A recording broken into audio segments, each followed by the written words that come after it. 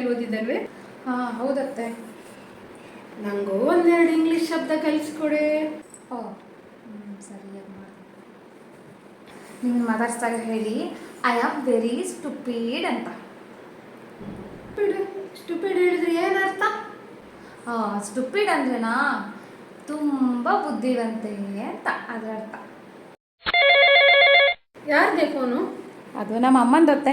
ನೋಡು, ನಾನು ಮಾತಾಡಿ ತುಂಬ ದಿನ ಆಯ್ತು. ನಿನ್ನ ಅಮ್ಮನ ಹತ್ರ ಕೊಡು. ಹಲೋ, ಹೇಗಿದ್ದೀರಾ?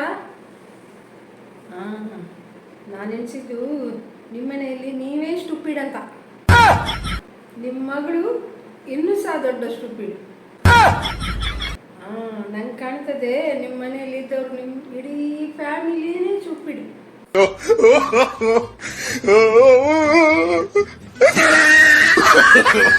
No, no, no.